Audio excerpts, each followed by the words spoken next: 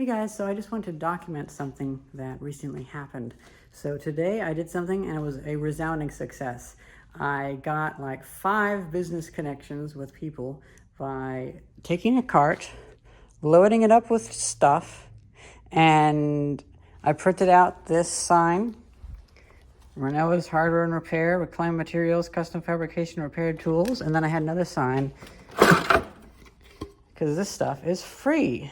And now that was quite a conversation starter. This is stuff that I was going to throw away, or things that I found in the creek, such as I got this with this in mind.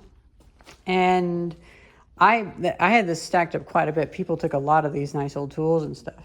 And, you know, a lot of people I've told this idea to. I just sat on the side of the road across from the farmer's market doing this. And you know, I don't really know for sure what kind of customers are out there. I would like to do a rapid prototyping, maybe electronics and stuff like that. But what if people want more hardware stuff? Well, I ended up getting a bunch of connections with people talking about things, and a lot of them are artists that want things fabricated. Okay, so then now they have my contact. That's how I get business, because I've been getting some business on Craigslist doing welding for people. Just like $5 here, $10 there. But the biggest one was this one guy that he was busy driving down the road, and he saw the Diston saws that I keep thinking Stilson, Diston saws that I had for free, not for sale, for free. He came over, he got to talking with me, and then he told me that he runs a company that does, I think it was, bars and cabinetry for restaurants, and they have no real way to scale up because they've reached the capacity of their building, and he wants to outsource to me to build.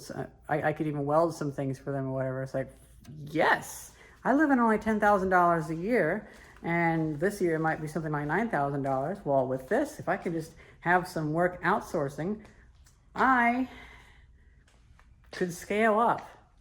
And that's how you do it. You know, I recently got into a conversation with somebody where they didn't really know anything about me, and it was online, and they were like moaning about how it's impossible to get anything done. But you just got to do stuff like this. You can't put something on Facebook. You have to be in person. You know, like everybody gets so fixated on websites and flyers and things like that, but you just be somewhere. Do it in a controlled fashion. Make it about you. Make it about them. The connection between you and them. And you're going to make connections that way. Because in order to have a business, you need to have connections.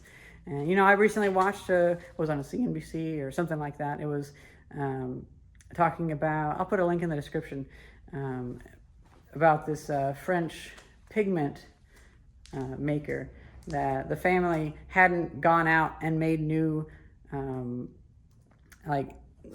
customers, and so they lost most of their customers. And so the lady that runs it now had to, in the early 2000s, had to gain a bunch of new customers, because you have to go out and get customers. And don't start your business until you have customers.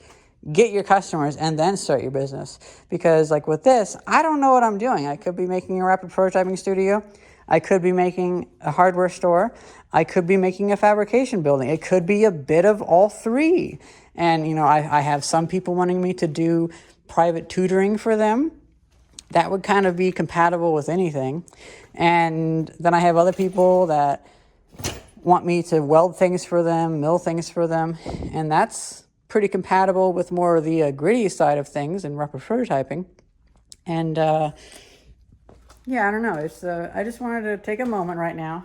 I'm really beat because I've been out on the street talking to people nonstop, and you know, it's pretty difficult to start a conversation and for people to walk away, but you have to do that. And I'm not a super social person. I'm kind of social, but I'm like an introverted extrovert, or extroverted introvert. I can push myself really well, and you have to do that. You know, I grew up in a town of 180 people. I didn't have any friends growing up. I didn't go to school. Socializing for me is something I had to learn. You can learn it too. And if you're just honest about it and crack jokes about it, like, sorry, I don't talk to many people that much, it's great. that's an easy way to spread over your worries. And you just kind of have to have that confidence, or not even confidence. It's more of just like, I don't know, I'm me. Confidence isn't really even a factor. You need to have that charisma or whatever. But yeah, this is how I've gotten so many connections. This is how I've gotten free rent. Free rent. I do work in trade for rent, but a tiny bit of work. I do like maybe 5 hours a week for rent, pretty much. And oh, nice. And I also got a connection for another friend, a friend that I made recently named Vince, who he wanted me to weld something. That was just him texting me. There was a lady that she wanted some things that I could make, but then he is a machinist, so I gave her, because actually their workshops are pretty similar. They're over in Philadelphia, I believe. I just gave her his contact information, so he might get some business. But yeah, this is how you have to do it. In a lot of strong families, there was one person, or maybe several people, but at least one person that keeps a family together. Well, whenever you have a family of connections, you have to have at least one person to go out and make those connections and keep those connections alive. And that's what you have to do, and that's what I'm doing. So this was a resounding success. I made some really good, yeah, he must be really happy about me getting the word out about him being able to machine stuff.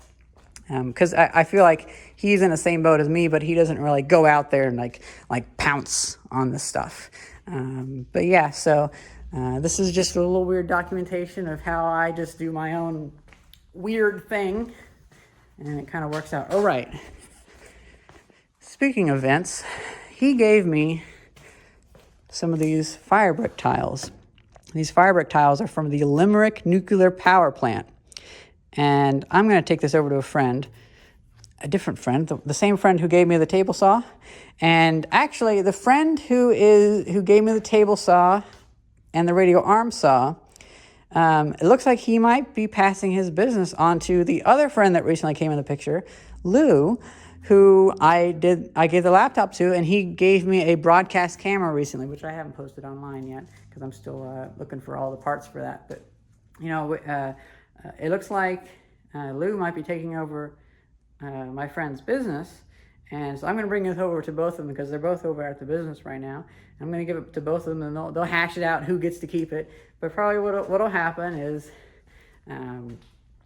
Bill will probably the guy that gave me the table saw is Bill. I don't want to say Bill because there's so many Bills. Like I have like 6 Bills around me. There's Bill in Illinois, 1925 house. There's a relative named Bill. There's so many Bills. But the guy that gave me the table saw, he'll probably have this for a little bit and then pass it on to Lou as he's giving him a lot of his stuff. So I like that, he passed a lot of his tools on to me, and he's passing a lot of his business know-how and acumen, or whatever the term is, onto Lou. And I guess in a way we're kind of being the next generation of business owners in the area. Right, that fire brick tile from the Limerick nuclear power plant is actually curved, so it's good to have something underneath it. We'll check up on the linseed oil for yet another project I haven't published yet. Yep, this is cleaning up okay. Well, that's pretty much it. I just wanted to document how I succeed. Takes a lot of energy, but you can do it.